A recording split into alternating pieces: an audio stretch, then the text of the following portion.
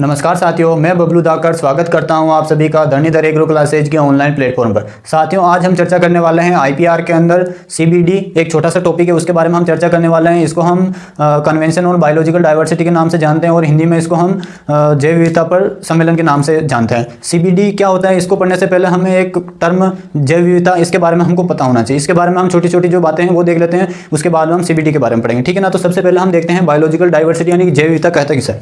तो साथियों, जैव विविधता कहते किसे है, तो जीवों की प्रजातियों में पाई जाने वाली विविधता। जीवों की प्रजातियों में पाई जाने वाली विविधता, को क्या कहते हैं, तो जैव विविधता कहते हैं। अगर प्रश्न आता है जैव विविधता क्या किसे कहते हैं, तो जीवों की प्रजातियों में पाई जाने वाली जो विविधता होती है उसे हम जैव विविधता के नाम से जानते हैं। अब जैव विविधता जो जीवों की जो प्रजातियां होती है, अब वो जीवों की प्रजातियों में किस प्रकार से विविधता पाई जाती है, तो इसका उदाहरण की बात करें यदि हम, तो इसका उदाहरण हो जाएगा जैसे घास। अब घास की कई सारी प्रजातियां होती है, ये एक तरह से हम कह सकते हैं पादप प्रजाति है। अब है तो केवल एक प्रजाति घास, लेकिन इसकी भी कई सारी प्रजातियां होती है, अलग अलग तरह की घासें होती है। तो उनमें जो वेरिएशन पाया जाता है उसी वेरिएशन को क्या कहते हैं, हम जैव विविधता कहते हैं। जैसे उदाहरण की बात करें तो जो घासें हैं उनमें हो सकता है किसी में रंग में उनमें विविधता हो सकती है, हो सकता है उनका लंबाई में वेरिएशन हो सकता है उनकी जो रूट है उनमें वेरिएशन हो सकता है उनका जो स्वभाव है, जो नेचर है उनका, उनमें वेरिएशन हो सकता है उनका जो टेम्परेचर है उनमें वेरिएशन हो सकता है। तो जो वेरिएशन पाया जाता है उसी को हम क्या बोलते हैं, उसी को हम जैव विविधता के नाम से जानते हैं। अब वो वेरिएशन किसी भी प्रकार का हो सकता है, रंग, रूप, आकार, लंबाई, चौड़ाई, मोटाई, उन सभी में हो सकता है, पत्तियों में हो सकता है, तने में हो सकता है, उनके अंदर जो जेनेटिक मटेरियल है उसके अंदर वेरिएशन हो सकता है। उसी को हम, जो ये वेरिएशन पाया जाता है इसी को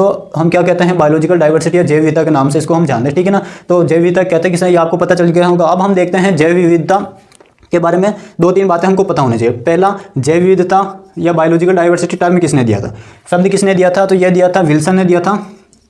जो जैव विविधता जो शब्द है ये किसने दिया था, विल्सन ने दिया था। और कब दिया था, 1986 में दिया था। ये हमको याद रखना है। और एक याद रखना है कि अंतर्राष्ट्रीय जैव विविधता दिवस कब मनाया जाता है। अंतर्राष्ट्रीय रूप से जैव विविधता दिवस कब मनाया जाता है, तो ये मनाया जाता है 22 मई को अंतर्राष्ट्रीय जैव विविधता दिवस मनाया जाता है। ये हमको याद रखना है। ये बातें मैं आपको इसलिए बता रहा हूँ क्योंकि ये सीबीडी को पढ़ने के बाद में हमें, सीबीडी को पढ़ने से पहले हमें यह पता होना चाहिए कि जैव विविधता कहते किसे हैं, और जो इसकी छोटी छोटी जो सामान्य जानकारी वो हमको पता होनी चाहिए, क्योंकि न्यू टाइप के अंदर इनमें से प्रश्न पूछे जाते हैं और कई बार प्रश्न पूछे गए हैं, तो वो हमको पता होना चाहिए, ठीक है ना। तो ये आपको पता होना चाहिए कि जैव विविधता की परिभाषा क्या होती है और शब्द किसने दिया, और जैव विविधता दिवस कब मनाया जाता है विश्व स्तर पर, तो वो मनाया जाता है 22 मई को जैव विविधता दिवस मनाया जाता है अंतर्राष्ट्रीय स्तर पर, ठीक है ना। उसके बाद में हम देखते हैं जैव विविधता से हमें क्या क्या लाभ प्राप्त होते हैं या जैव विविधता के क्या क्या बेनिफिट हैं।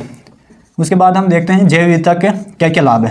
तो जैव विविधता के वैसे तो हम कई सारे लाभ पढ़ते हैं और हमें पता भी है, लेकिन जो मेन जो इसके बेनिफिट है वो मैं यहाँ पे आपको नाम बता देता हूँ। और इन्हीं बेनिफिट का हमें क्या करना है, संरक्षण करना है आगे जाकर। और इन्हीं जो बेनिफिट है, इन्हीं बेनिफिट के ऊपर यह सीबीडी यानी कि जैव विविधता पर जो सम्मेलन है वो सम्मेलन किसके लिए कार्य करता है, तो जैव विविधता के संरक्षण के लिए ही वो कार्य करता है। और जैव विविधता के संरक्षण के अंदर हम इन सारे जो भी इसके बेनिफिट है उनको हम इंक्लूड करेंगे, ठीक है ना। तो आगे वो चीज़ें आपको वैसे रिलेट हो जाएगी। तो सबसे पहला इसका जो बेनिफिट हो जाएगा वो हो जाएगा मृदा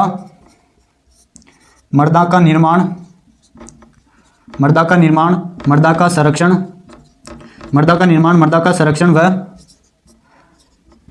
पोषण की प्राप्ति। जो जैव विविधता का जो पहला जो कार्य होता है, पहला जो बेनिफिट होता है वो होता है मृदा का निर्माण। किसके द्वारा, जैव विविधता के द्वारा होता है। मृदा का संरक्षण भी जैव विविधता के द्वारा होता है। और मृदा से ही हमें क्या प्राप्त होता है, पेड़ पौधों को और जो सूक्ष्म जीव होते हैं उनको पोषण की प्राप्ति होती है। तो यह पहला इसका कार्य हो जाएगा, ठीक है ना। और जैव विविधता का अंदर जनरली सभी चीज़ें आती है, पेड़ पौधे आते हैं, उनके अंदर जीव जंतु आते हैं, उनके अंदर और सूक्ष्म जीव आते हैं। तो ये सभी रूप से वो सम्मिलित रूप से कार्य करते हैं और एक मृदा का निर्माण करते हैं, उसका संरक्षण करते हैं और उनको पोषण प्रदान करने का कार्य करते हैं, ठीक है ना। और नंबर सेकंड बात करें तो स्वच्छ पानी की उपलब्धता। स्वच्छ पानी भी हमें जैव विविधता के माध्यम से उपलब्ध होता है। नंबर थर्ड की बात करें तो पदार्थों का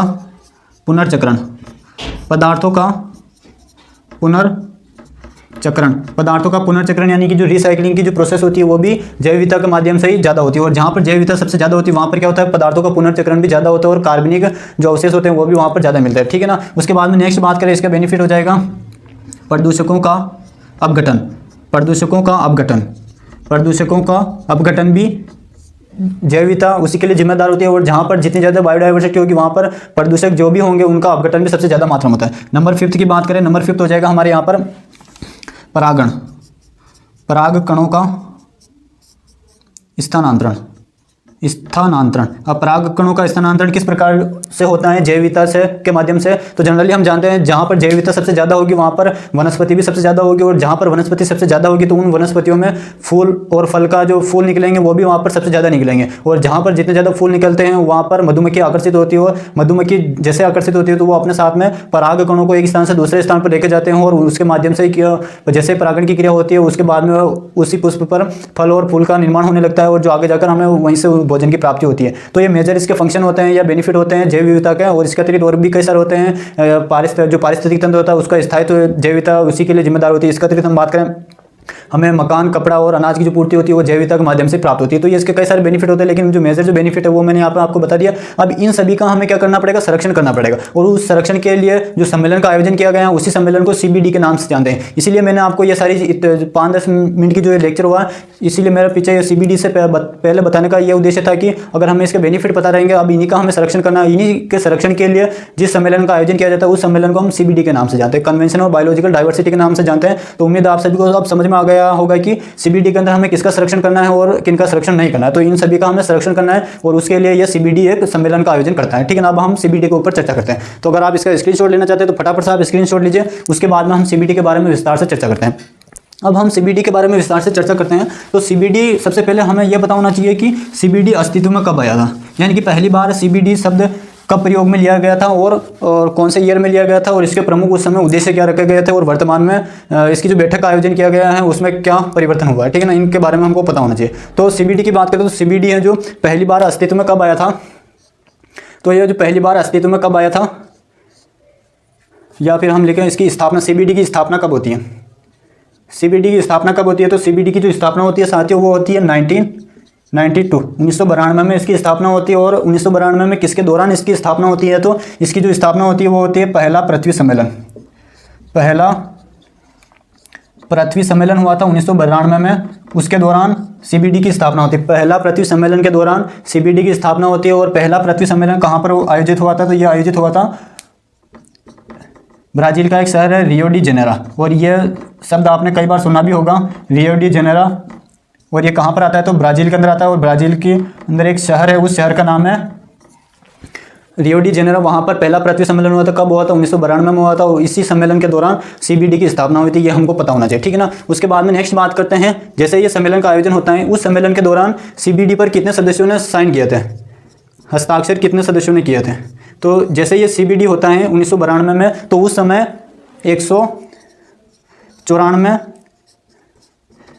देशों ने इस पर क्या किया था, साइन किया था। ये हमको पता होना चाहिए। तो इसके पीछे की जो CBD कब आया था, 1992 में आया था, और किसके दौरान आया था, तो पहला पृथ्वी सम्मेलन के दौरान आया था। और कहाँ पर हुआ था, तो रियो डी जेनेरो में हुआ था, और ब्राज़ील के अंदर हुआ था। ठीक है ना। और उस समय CBD के अंदर कितने देशों ने हस्ताक्षर किया था, तो 194 देशों ने इस पर हस्ताक्षर किया था। यानी कि जैसे ही CBD आया और इसको 194 देशों ने साइन करके इसको अपना लिया था, और इसके जो भी उद्देश्य रखे गए थे उसको पूर्ति करने के लिए वो तत्पर तैयार हो गए थे। ठीक है ना। ये तो होता है इसका इतिहास। अब हम देखते हैं इसके CBD के प्रमुख उद्देश्य क्या रखे गए थे 1992 में, जब यह हुआ था तब 1992 में इसके कुछ उद्देश्य रखे गए थे। उन उद्देश्य के बारे में हम चर्चा करते हैं। ठीक है ना।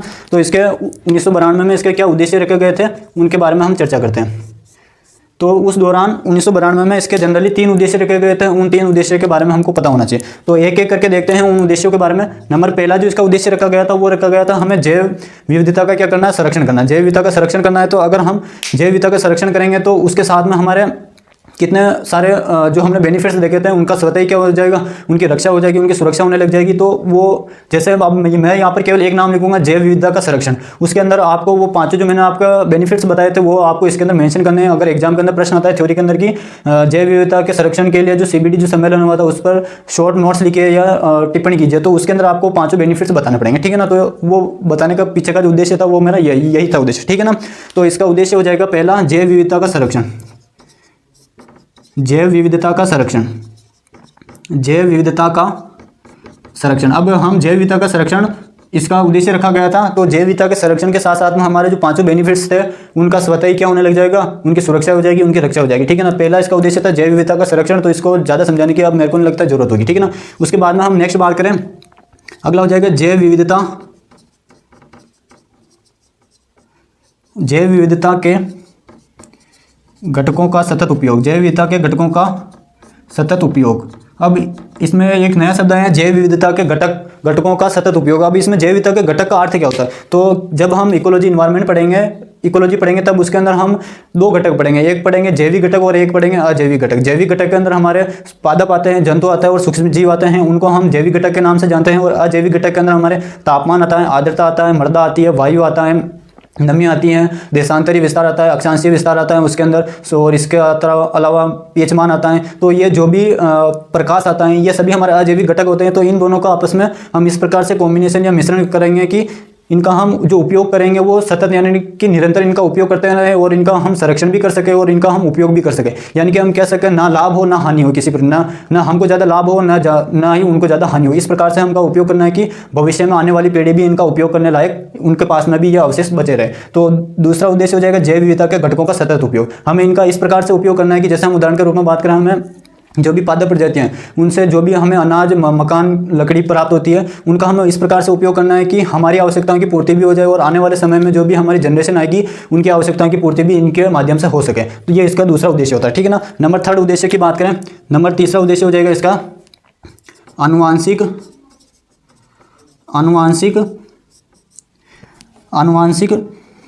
संसाधनों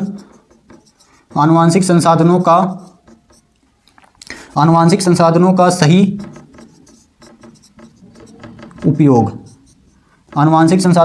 उपयोग, ठीक है ना। तो तीसरा इसका उद्देश्य हो जाएगा आनुवांशिक संसाधनों का सही उपयोग, किसके लिए? जैव विविधता के लिए। यानी कि मान लीजिए हमने कोई भी जो जैव विविधता थी, जैव विविधता में से हमने किसी एक घटक का चयन किया, पादप का हमने चयन किया, किसी भी पादप या किसी भी सूक्ष्म जीव का चयन किया, और उसमें से हमने जो उसका न्यूक्लिक मटेरियल था, उस न्यूक्लिक मटेरियल में से कुछ ऐसा पदार्थ निकाला, और उस पदार्थ की सहायता से हमने हमारे इच्छित जो भी हमने प्रोडक्ट बनाया, उस प्रोडक्ट का हमने नया प्रोडक्ट बनाया, और उसका हमें सही मात्रा में उपयोग करना है, जिसकी वजह से ना ही किसी को पादप प्रजाति को नुकसान हो और ना ही किसी मानव को उसका नुकसान हो। इस प्रकार से उपयोग करना है कि दोनों हमारी आवश्यकताओं की पूर्ति भी हो जाए और इनको भी किसी प्रकार का नुकसान नहीं हो। जैसे हम उदाहरण की बात करें, इकोलाई जीवाणु हो गया, और इसके अतिरिक्त हम बात करें बीटी कॉटन हो गया। तो ये आनुवांशिक संसाधनों का हमें इस प्रकार से सही उपयोग करना है कि हमारी मानव की आवश्यकताओं की पूर्ति भी हो जाए और हमारी जो जैव विविधता है उसको भी किसी प्रकार का नुकसान है। तो ये जब 1992 के अंदर CBD बना था तो उसके ये 3 उद्देश्य रखे गए थे। ये 3 उद्देश्य आपको याद रखने हैं कौन कौन से? जैव विविधता का संरक्षण, नंबर सेकंड हो जाएगा जैव विविधता के घटकों का सतत उपयोग, नंबर थर्ड हो जाएगा आनुवांशिक संसाधनों का सही उपयोग, किसके लिए? तो जैव विविधता के लिए हमें इन संसाधनों का सही से उपयोग करना, ठीक है ना। तो उम्मीद आप सभी को समझ में आ गया होगा कि CBD क्या है, ठीक है ना। इसका अगर आप स्क्रीनशॉट लेना चाहते हैं तो स्क्रीनशॉट लीजिए। उसके बाद में हम आगे बढ़ते हैं, कुछ जो CBD के बारे में कुछ और इन्फॉर्मेशन है वो उसके बारे में हमको पता होना चाहिए, ठीक है ना। उसके बाद में हम देखते हैं, आगे बढ़ते हैं जो CBD के, अब हमने ये इसके उद्देश्य देखे। अब इन उद्देश्यों की पूर्ति सही तरह से हो रही है या नहीं है, या फिर ये उद्देश्यों की जो पालना है 194 देश सही तरह से कर रहे हैं या नहीं कर रहे हैं, उनकी निगरानी के लिए प्रत्येक 2 वर्ष में बैठकों का आयोजन किया जाता है, जिसको हम COP के नाम से जानते हैं।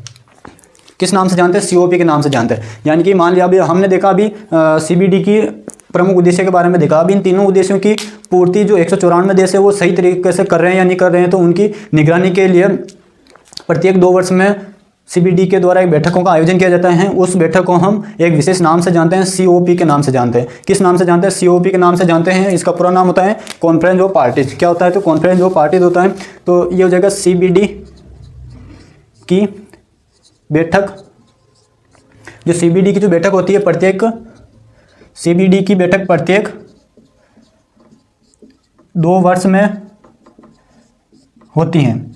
जो CBD की जो बैठक होती है वो प्रत्येक 2 वर्ष में बैठक होती है। और इस बैठक को किस नाम से जाना जाता है? तो इस बैठक को COP के नाम से जाना जाता है, COP, ठीक है ना। इसका पूरा नाम होता है, C से होता है कॉन्फ्रेंस ऑफ पार्टीज। क्या होता है? तो कॉन्फ्रेंस ऑफ पार्टीज, ठीक है ना। इसको इस नाम से जाना जाता है, इस कॉन्फ्रेंस ऑफ पार्टीज। यानी कि कॉन्फ्रेंस ऑफ पार्टीज का अर्थ होता है इस बैठक में शामिल होने वाले सदस्य देशों के प्रतिनिधि मंडल को हम कॉन्फ्रेंस ऑफ पार्टीज के नाम से जाने जाते हैं। और अब तक इसकी कितनी बैठक हो चुकी है? तो CBD की अब तक कितनी? 15 बैठक हो चुकी है। 15 बैठक हो चुकी हैं, ये हमको पता होना चाहिए, ठीक है ना।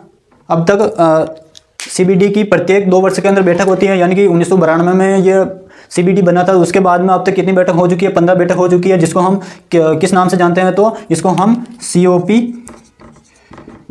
15 के नाम से जानते हैं। किस नाम से जानते हैं? तो COP 15 के नाम से जानते हैं। यानी कि जितनी ज़्यादा बैठक होती जाएगी उनमें उन नंबर उतने जुड़ते जाएंगे। तो पहली स्टार्ट होती है COP1 से, COP1, COP2, COP3 ऐसे करके अब तक COP15 यानी कि 15 बैठक इसकी आयोजित हो चुकी है। और ये जो 15वीं बैठक हुई थी इसके बारे में हमको कुछ बातें पता होनी चाहिए जो CBD से रिलेटेड है, ठीक है ना। तो ये 15वीं जो बैठक है कब इसका आयोजन हुआ था, 2022 के अंदर इसका आयोजन हुआ था। और कब हुआ था, तो ये 7 दिसंबर से लेकर 19 दिसंबर 2022 के अंदर इसका आयोजन किया गया था। इसके अंदर भी कुछ उद्देश्य रखे गए थे, उन उद्देश्यों के बारे में हमको पता होना चाहिए, ठीक है ना। तो अब हम चर्चा करने वाले हैं COP15 के बारे में, ठीक है ना। COP15 के बारे में हम चर्चा करें तो यहाँ पे मैं इसके बारे में जो मेन पॉइंट है वो मैं यहाँ पर बता देता हूँ आपको। COP15वीं जो बैठक है इसका आयोजन कहाँ पर हुआ था, इसका आयोजन कहाँ हुआ था, तो उस जगह का नाम याद रखना है। पहला तो हमें यह पता होना चाहिए कि CBD की स्थापना कहाँ पर हुई थी, तो रियो डी जेनेरो में हुई थी, ये हमको पता होना चाहिए। उसके बाद हमें पता होना चाहिए कि जो COP15 है, ये COP15 का आयोजन कहाँ पर हुआ था, तो ये आयोजन हुआ था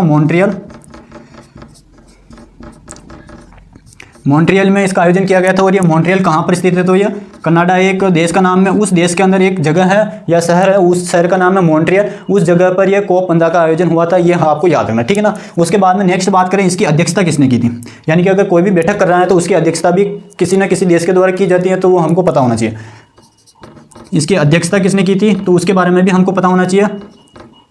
अब इसमें ये याद रखना कि ये बैठक कहाँ पर हुई थी, तो ये तो हुई थी मॉन्ट्रियल के अंदर, लेकिन इसकी अध्यक्षता करने वाला देश कनाडा न होकर इसकी जो अध्यक्षता की थी वो किसने की थी, तो चीन ने की थी, ये आपको याद रखना है, ठीक है ना। तो अब आपके माइंड में ये प्रश्न उठ रहा होगा कि बैठक तो मॉन्ट्रियल के अंदर हुई थी और इसकी अध्यक्षता चीन ने की थी, तो इसके पीछे का प्रमुख कारण है ये जो बैठक जो होने वाली थी वो असल में मॉन्ट्रियल में ना होकर चीन के अंदर एक शहर है कानकुन शहर, वहाँ पर होने वाली थी। लेकिन चीन के अंदर आप सभी को पता है कि अभी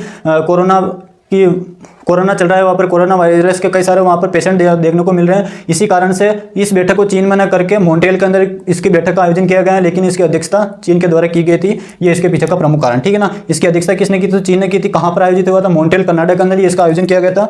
नेक्स्ट बात करें हम इसके अंदर अध्यक्ष, इसकी जो अध्यक्षता की थी चीन ने की थी, लेकिन इसमें शामिल कौन कौन हुए थे, इसके अंदर शामिल कौन कौन हुए थे, तो इसके अंदर शामिल हुए थे हमारे साथियों जो भी सदस्य देश है, सदस्य देश के पर्यावरण एवं वन मंत्री, ठीक है ना, ये इसके अंदर शामिल हुआ था। इसके अलावा जो भी पर्यावरण के या फिर जैव विविधता के संरक्षण के लिए जो भी NGO हैं या फिर अन्य जो भी संगठन है उनको भी इसमें शामिल किया गया था। लेकिन जो मेन रूप से अगर आपसे प्रश्न पूछा जाता है कि इसके अंदर शामिल कौन हुए थे, तो सदस्य देश के जो भी सदस्य देश हैं उनके पर्यावरण एवं वन मंत्री इसके अंदर शामिल हुए थे। जैसे हम उदाहरण की बात करें भारत से कौन गए थे यहाँ पर, तो भारत के अभी जो भी पर्यावरण एवं वन मंत्री हैं जिनका नाम श्री भूपेंद्र यादव है, वो इस बैठक के अंदर सम्मिलित हुए थे। और इस सम्मेलन के अंदर जो भी चर्चा की गई थी विषयों के ऊपर, इसके जो भी उद्देश्य रखे गए थे उन उद्देश्यों को भारत भी लागू करने वाला है, ठीक है ना। अब उन उद्देश्य के बारे में भी हम चर्चा करते हैं। तो ये 3 बातें आप याद रखना, कहाँ पर हुआ था, मॉन्ट्रियल कनाडा में होता, अध्यक्षता चीन ने की थी, और शामिल कौन हुए थे, तो पर्यावरण एवं वन मंत्री हुए थे। इसके अतिरिक्त और कौन इसके अंदर गए थे, तो जो NGO थे वो इसके अंदर प्रमुख रूप से गए थे, वो हमको पता होना चाहिए, ठीक है ना। इसके अतिरिक्त अब नेक्स्ट बात करें हम साथियों, इसके अतिरिक्त नेक्स्ट बात करते हैं हम अब इसके हम जो COP15 हुआ था इसके उद्देश्यों के बारे में हम चर्चा करते हैं। COP15 के जो ये बैठक हुई थी इसके उद्देश्य, इसके प्रमुख उद्देश्य क्या रखे गए थे, ठीक है ना। इसके प्रमुख उद्देश्य क्या रखे गए थे, तो जो शुरू के जो 3 उद्देश्य मैंने आपको बताए थे, पहला उद्देश्य था जैव विविधता का संरक्षण करना, दूसरा रखा गया था जैव विविधता के जो भी घटक है उनका सतत उपयोग करना, और तीसरा था आनुवंशिक संसाधनों का सही से उपयोग करना। ये 3 तो उद्देश्य हैं, वो तो हर एक बैठक के अंदर उद्देश्य रहेंगे, लेकिन इसमें कुछ और नए उद्देश्यों को भी ऐड किया गया था, उनके बारे में हमको पता होना चाहिए, ठीक है ना। तो इसके अंदर जो पहला उद्देश्य रखा गया था COP15 का जो बैठक हुई थी उसके अंदर रखा गया था, वो रखा गया था प्रकृति की सुरक्षा। प्रकृति की हमें किस प्रकार से रक्षा करनी है, उसके अंदर इस विषय पर चर्चा की गई थी। प्रकृति की रक्षा हमें किस प्रकार से करनी है, और प्रकृति की रक्षा के लिए हमें किन किन चीज़ों को रिड्यूस करना है, किन किन चीज़ों को इंक्रीज करना है, किन किन चीज़ों को डिक्रीज करना है, उनके ऊपर चर्चा की गई थी। तो पहला उद्देश्य रखा गया प्रकृति की रक्षा करनी है। अब इसमें प्रकृति की रक्षा जैव विविधता की सहायता से हम किस प्रकार से कर सकते हैं, तो हो सकता है हमें जैव विविधता का जो संरक्षण के लिए हम क्या करें, तो लोगों को इसके बारे में जागरूक करें, शिक्षा के माध्यम से जागरूक करें। इसके अतिरिक्त हो सकता है कि जो जिन देशों की सरकारें हैं वो सरकारें पर्टिकुलर जहाँ पर बायोडाइवर्सिटी सबसे ज़्यादा मात्रा में पाई जाती है वहाँ पर जाकर उसको वो जो प्लेस है उसको हो सकता है नेशनल पार्क घोषित कर दें, हेरिटेज साइट घोषित कर दें, वेटलैंड साइट घोषित कर दें, किसी भी प्रकार से उसको घोषित करके उसकी सुरक्षा करनी है। हमका ये प्रकृति की सुरक्षा हम इस प्रकार से कर सकते हैं, ठीक है ना। उसके बाद में दूसरा रखा गया, इसका उद्देश्य रखा गया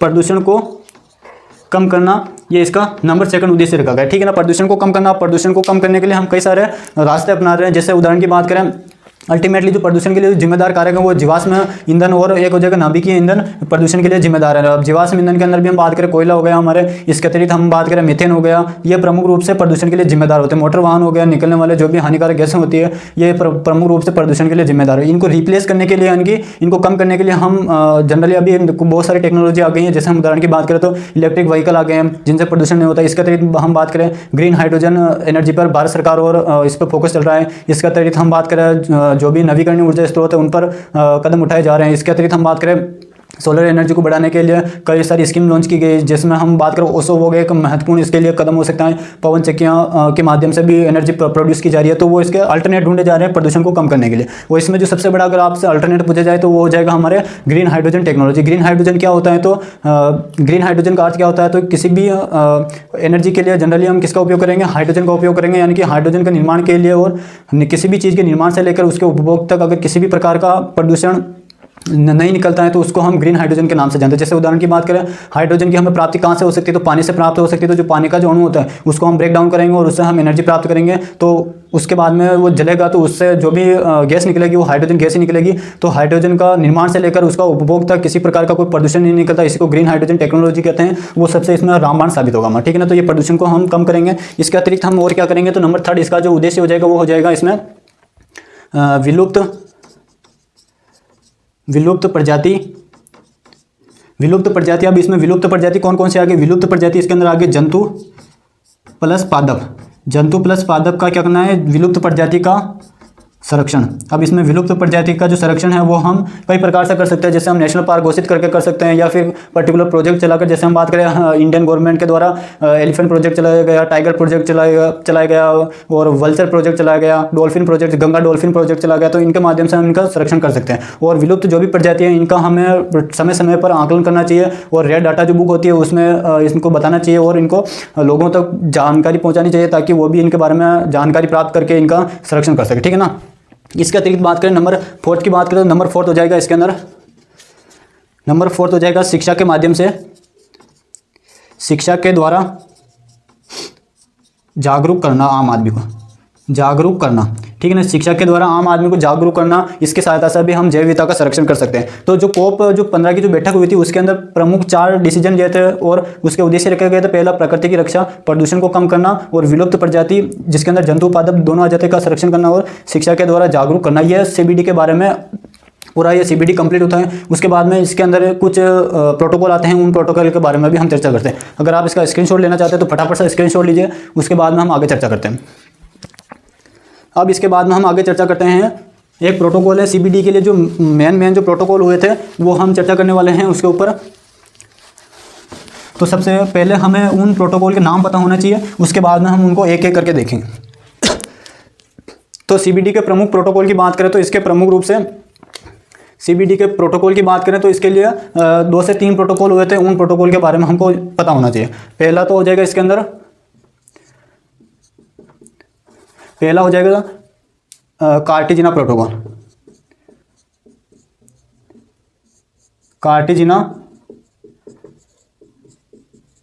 ठीक है ना। पहला तो हो जाएगा कार्टेजिना प्रोटोकॉल, इसके बारे में आपको याद रखना है। नंबर सेकंड बात करें नगोया प्रोटोकॉल,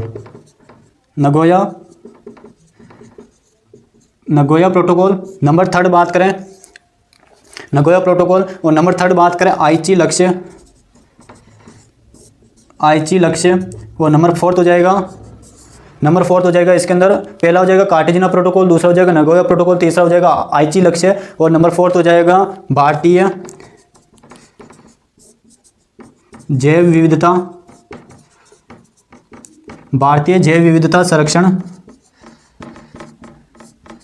अधिनियम 2002, ठीक है ना। ये आपको याद रखना है, ठीक है ना। तो ये चारों याद रखना है और ये चारों किसके अंदर आते हैं, तो CBD के अंदर ही आते हैं। और ये कह सकते हैं हम CBD के संरक्षण के लिए ये अतिरिक्त उठाए गए कदम है, जिसके अंदर कार्टेजिना प्रोटोकॉल आता है, नगोया प्रोटोकॉल, आईची लक्ष्य और भारतीय जैव विविधता संरक्षण अधिनियम आता है। अब बात करें कार्टेजिना जो प्रोटोकॉल है ये कब आया था, तो ये वर्ष 2000 के अंदर आया था और 11 सितंबर 2003 को लागू होता है। इसके पर्टिकुलर एक को हम अलग से देखेंगे, लेकिन मैं आपको शॉर्ट में बता देता हूँ कि कौन किसके लिए क्या कार्य करता है। यह आया था, नगोया प्रोटोकॉल 2010 में आया था और 2014 को लागू होता है। आईची लक्ष्य की बात करें तो ये नगोया प्रोटोकॉल के अंदर ही ये आईची लक्ष्य आते हैं, और कितने आईची लक्ष्य आते हैं तो 20 आईची लक्ष्य आते हैं, और जिनको 5 मेजर ग्रुप के अंदर डिवाइड किया गया है। वो बात करें भारतीय जैव विविधता संरक्षण अधिनियम 2002 के अंदर आता है, और ये किसकी देन है तो यह कार्टेजिना प्रोटोकॉल की देन है, ये हमको पता होना चाहिए, ठीक है ना। सॉरी, अब हम इसमें चर्चा करते हैं जो कार्टेजिना जो प्रोटोकॉल है ये पर्टिकुलर इसका मेन पर्पज क्या है। तो कार्टेजिना प्रोटोकॉल का मेन पर्पज है जो भी मॉडिफाई लिविंग ऑर्गेनिज्म है, यानी कि जेनेटिक मॉडिफाई ऑर्गेनिज्म है, उनका जैव विविधता का संरक्षण किस प्रकार से हम कर सकते हैं उनके द्वारा। तो उसके लिए जो कदम उठाया गया वो कौन सा प्रोटोकॉल है तो कार्टेजिना प्रोटोकॉल का जो मेन उद्देश्य वो यह है कि जेनेटिक मॉडिफाई ऑर्गेनिज्म है, यानी कि आनुवांशिक रूपांतरित जो भी जीव हैं, जैसे बीटी कॉटन हो गया, हमारे बीटी ब्रिंजल हो गया, इनके सहायता से हम इनके द्वारा जैव विविधता को जो नुकसान पहुंचता है उनसे हम इनकी सुरक्षा किस प्रकार से कर सकते हैं, उसके लिए जो प्रोटोकॉल अपनाया गया था वो था कार्टेजिना प्रोटोकॉल। नगोया प्रोटोकॉल किसके लिए था तो ये था लाभ में समान भागीदारी, ठीक है ना। क्या होता है लाभ में समान भागीदारी, वो भी हम चर्चा करेंगे। तो ये था नगोया प्रोटोकॉल के तहत इसका मेन उद्देश्य आईची लक्ष्य 20 थे, तो 20 आईची लक्ष्य को 5 मेजर ग्रुप में डिवाइड किया गया। और भारतीय जैव विविधता संरक्षण अधिनियम क्या है इसके बारे में भी हम पर्टिकुलर एक एक के बारे में चर्चा करेंगे। तो इसका स्क्रीनशॉट लेना चाहते हैं तो स्क्रीनशॉट लीजिए, उसके बाद में हम चर्चा करते हैं कार्टेजिना प्रोटोकॉल के बारे में। स्क्रीनशॉट लीजिए फटाफट कार्टेजिना प्रोटोकॉल के बारे में। अब हम इसके बारे में चर्चा करते हैं कार्टेजिना प्रोटोकॉल।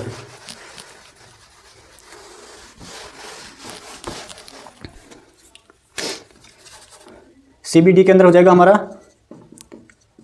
Cartagena protocol.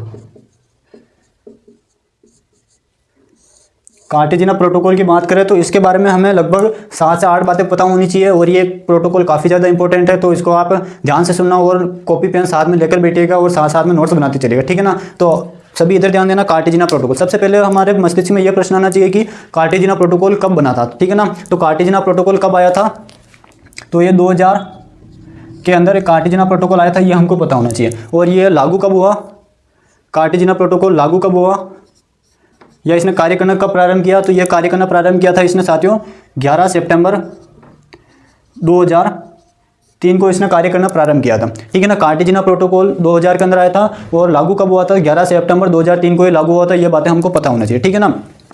अब इसके बाद में नेक्स्ट बात करें इसका मेन उद्देश्य क्या था, मेन एम क्या था, मेन पर्पज क्या था, ये हमको पता होना चाहिए, ठीक है ना। जो कार्टेजिना जो प्रोटोकॉल है इसका मेन उद्देश्य क्या था, तो इसका मैंने आपको शुरू में स्टार्टिंग में बताया था, इसका जो मेन उद्देश्य था वो लिविंग मॉडिफाई ऑर्गेनिज्म या जेनेटिक मॉडिफाई जो ऑर्गेनिज्म है उनके द्वारा, जो भी लिविंग मॉडिफाई ऑर्गेनिज्म है उनके द्वारा जो जैव विविधता को होने वाला जो नुकसान है उसका हम किस प्रकार से रोक सकें, उसके लिए ये प्रोटोकॉल था, ठीक है ना। तो इसका उद्देश्य हो जाएगा लिविंग मॉडिफाई ऑर्गेनिज्म या जेनेटिक मॉडिफाई ऑर्गेनिज्म, जिनको हम क्या कहते हैं आनुवांशिक रूपांतरित जीव, लिविंग मॉडिफाई ऑर्गेनिज्म या जेनेटिक मॉडिफाई ऑर्गेनिज्म आनुवांशिक रूपांतरित जीवों से जैव विविधता की रक्षा किस प्रकार से करें, तो उसके लिए जो प्रोटोकॉल हुआ था वो हुआ था कार्टेजिना प्रोटोकॉल। अब जैसे हम उदाहरण की बात करें जेनेटिकल मॉडिफाई ऑर्गेनिज्म कौन से हो सकते हैं, जैसे हम बात करें बीटी कॉटन हो गया, हमारा बीटी कॉटन हो गया। इसके अतिरिक्त हम बात करें ट्रांसजेनिक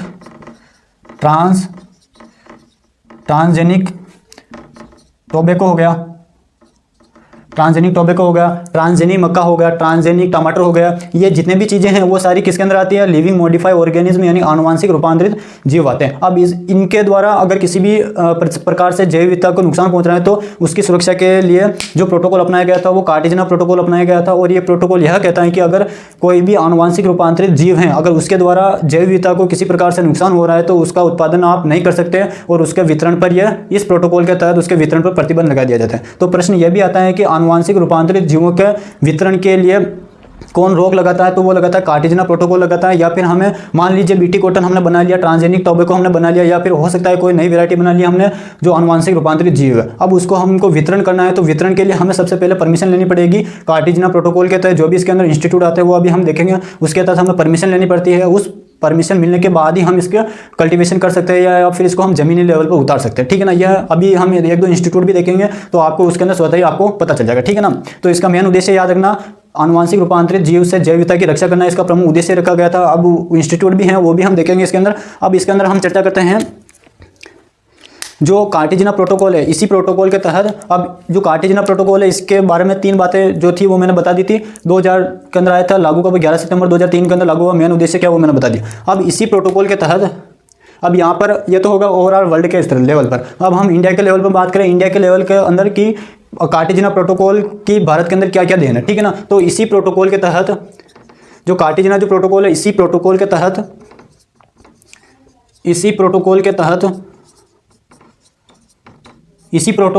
आपको याद रखना, इसी प्रोटोकॉल के तहत भारत के अंदर 2 चीज़ें आई थी, ठीक है ना। वो दोनों चीज़ें आपको याद रखनी। इसी प्रोटोकॉल के तहत भारत में बायोडाइवर्सिटी एक्ट 2000 आया।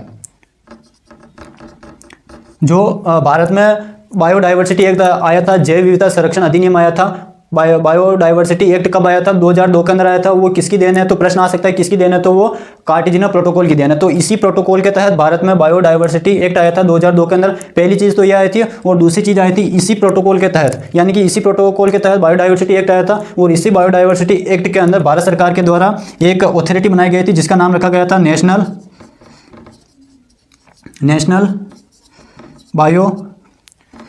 बायोडाइवर्सिटी। इसी के तहत जो ये अधिनियम था, इसी अधिनियम के अंदर एक इंस्टीट्यूट बनाया गया था। उस इंस्टीट्यूट का नाम रखा गया था नेशनल बायोडाइवर्सिटी अथॉरिटी,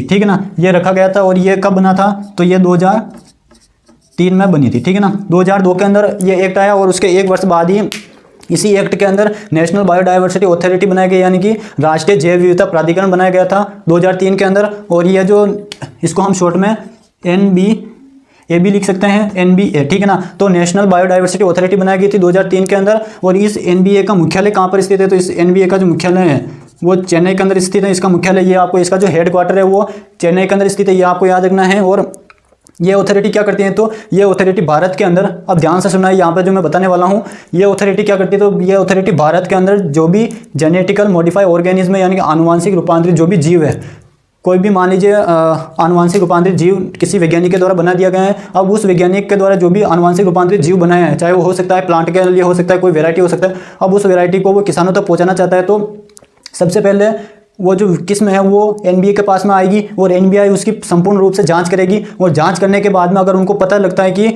यह किस्म किसी प्रकार से जैव विविधता को नुकसान पहुंचा सकती है, या फिर जंगली प्रजाति को नुकसान पहुंचा सकती है, या फिर हमारी जो भी कल्टीवेशन के अंदर जो भी प्रजातियां हैं, चाहे वो सूक्ष्मजीव हो गए, पादप प्रजातियां हो गई, या फिर मानव के लिए अगर ये नुकसानदायक है, तो वो क्या करेगा? इस पर बैन लगा देगा, प्रतिबंध लगा देगा उसके वितरण पर NBA। और उसके बाद में उसका वितरण नहीं हो सकता है और वो वेरायटी किसी काम की नहीं रहेगी, ठीक है ना। तो उम्मीद है आप सभी को समझ में आ गया होगा कि जैव विविधता की रक्षा किस प्रकार से करता है। तो पर्टिकुलर हर एक देश के अंदर इस प्रकार की अथॉरिटी बनाई गई है जो भी आनुवांशिक रूपांतरित जीव है उनकी निगरानी करती है। उनके ऊपर भारत के अंदर NBA करती है, नेशनल बायोडाइवर्सिटी अथॉरिटी करती है, जिसका मुख्यालय चेन्नई के अंदर स्थित है। ये हमको पता होना चाहिए, ठीक है ना। उसके बाद में क्या होता है? तो ये तो हमारे सेंट्रल लेवल पर हो गए। अब इसी NBA के अंदर पर्टिकुलर एक स्टेट, हर एक स्टेट के अंदर स्टेट बायोडाइवर्सिटी अथॉरिटी या फिर स्टेट बायोडाइवर्सिटी बोर्ड की स्थापना की गई है, जो पर्टिकुलर एक स्टेट के अंदर रहकर आनुवांशिक रूपांतरित जीवों पर निगरानी रखने का कार्य करती है और जैव विविधता की सुरक्षा करने का कार्य करती है। ये आपको पता होना चाहिए, ठीक है ना। तो इसी प्रोटोकॉल के तहत भारत में बायोडाइवर्सिटी एक्ट आया था 2002 का। अब इसी बायोडाइवर्सिटी एक्ट के अंदर एक अथॉरिटी बनाई गई थी, नेशनल बायोडाइवर्सिटी अथॉरिटी बनाई गई थी। अब इसी अथॉरिटी के अंदर, यानी कि जो NBA है, इसी NBA के अंदर एक और जो ये NBA है, इसी NBA के अंदर एक और अथॉरिटी या बोर्ड बनाया गया था जिसे स्टेट बायोडाइवर्सिटी बोर्ड के नाम से जाना जाता है, ठीक है ना। इसका पूरा नाम क्या होता है? तो इसका पूरा नाम होता है स्टेट बायोडाइवर्सिटी